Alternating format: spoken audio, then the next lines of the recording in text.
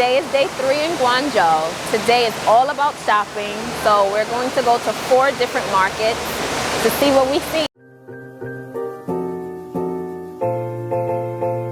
So I feel like I'm at home, minus the language. And the weather. Oh, and the weather, yes.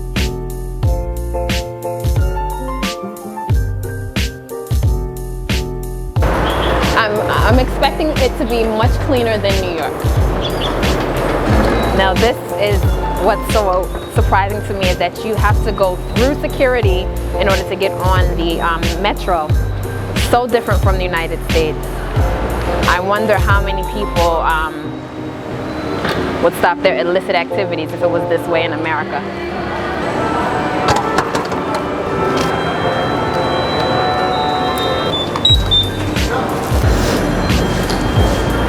Super clean, no rodents. This reminds me of the tube in England with the advertisements inside the train, so as the train moves, you see.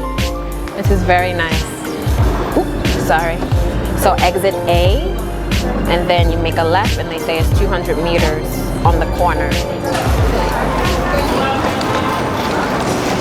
Wow, and wow. So where do we even start? Oh.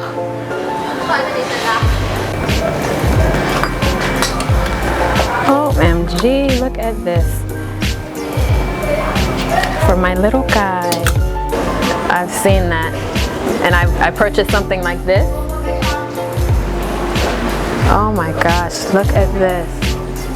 This was great to see.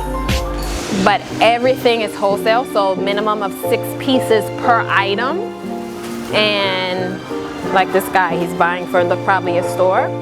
I don't need that, so we're gonna go street level where they have the shops that I can just buy 1 or 2 pieces and, you know, mix and match, because I don't need wholesale. Only got 3 babies. Hopefully I will find the same kind of things outside. Like I'm looking for coats, winter stuff, coats, hats, sweaters, suits for my little guy, because suits in the States for a baby, like boys, it's about $90. Like the woman here is selling 65 RMB, so it's about $9 per suit. Ridiculously cheap. So I'm looking for some suits for the little guy. Oh gosh, and I can't wait to go to the shoes. Like that's where my money is gonna get spent a lot. But we'll see.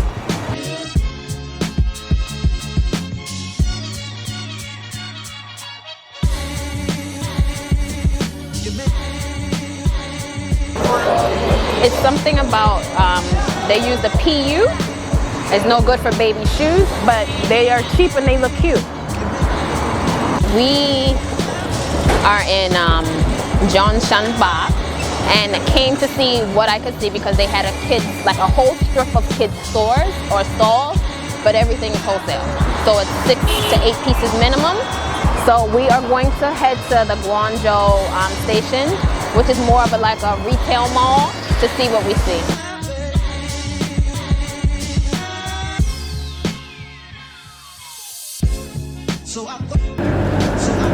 Next up is Guangzhou Rail Station.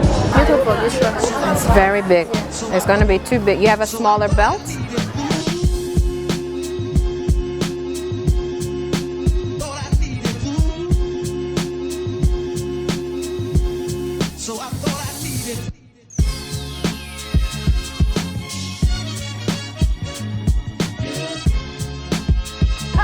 I thought it was a napkin.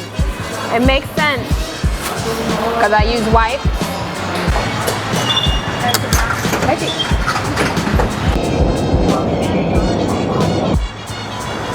The fabric I'm trying to source is like the African material.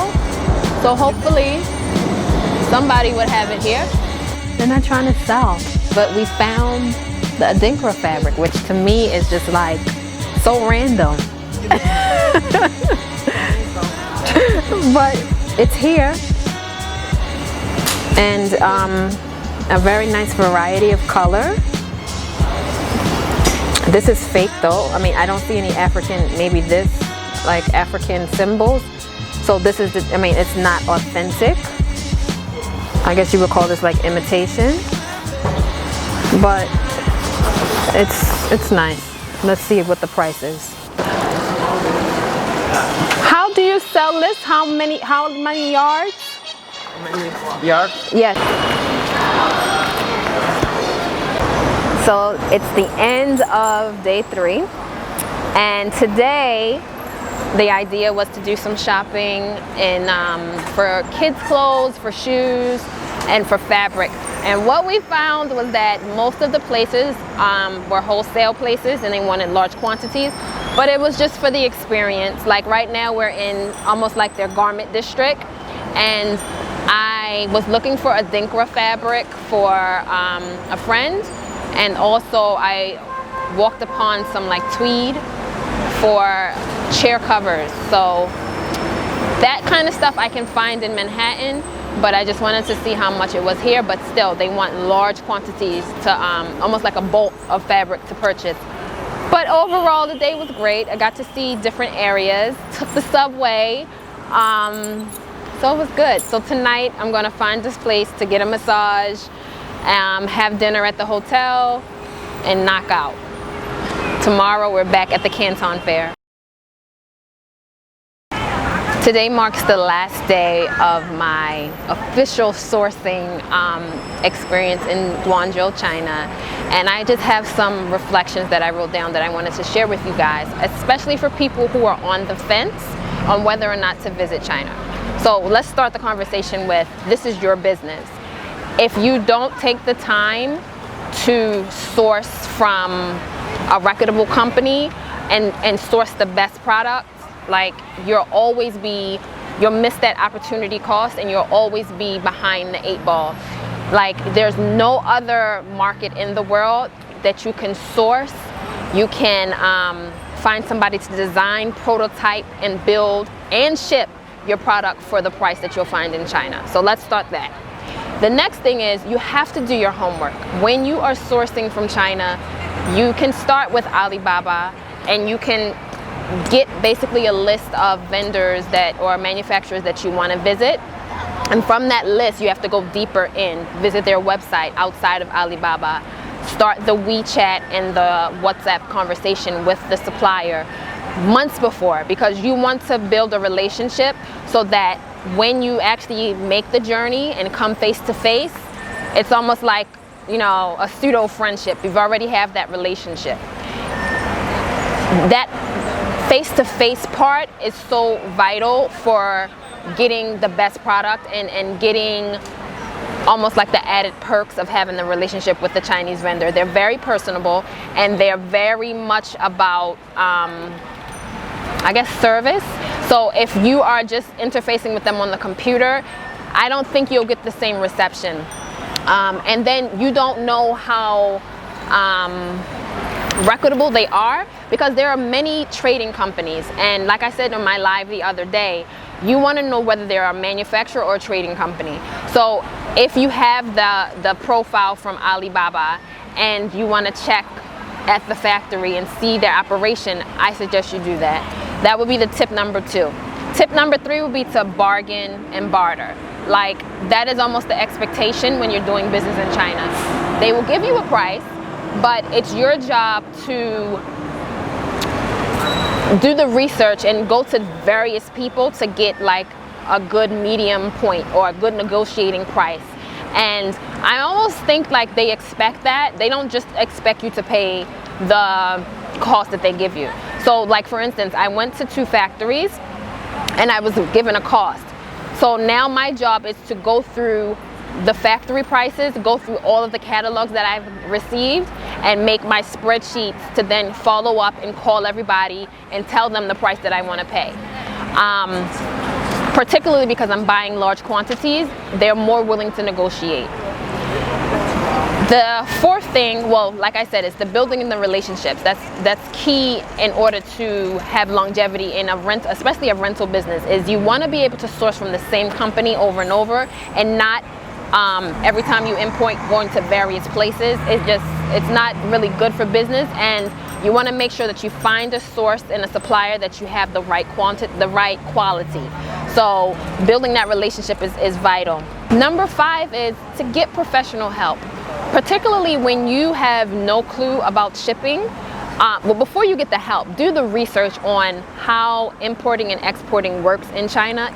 It's crucial so you don't get gypped, because everyone is trying to make money.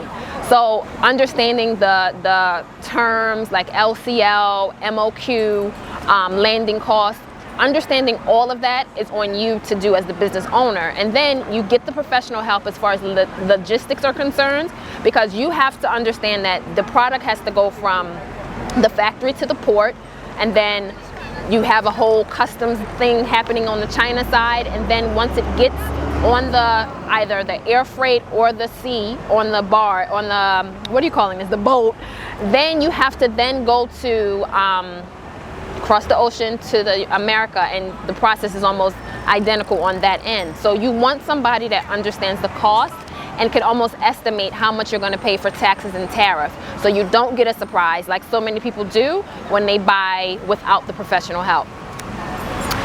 Number 6 is you got to download WeChat, because that is like how almost everyone in China communicates. I would say WeChat or WhatsApp, but from my findings, most people have WeChat. So that's like something that you should definitely do. On my business card, my Chinese business card, I had my name, my picture, my email address for sourcing, and then I had the QR code for my WeChat. So it was very easy for people to just scan it and contact me. So this is your business.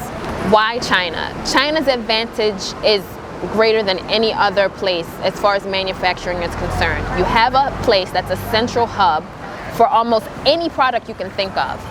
You have experienced suppliers who can design, who can prototype, who can build and ship your items for a fraction of the cost. Invest in your business and do it the right way, and come visit Guangzhou, Shenzhen, am I saying that right? I hope. So many different areas that they have huge manufacturing centers that you can source product.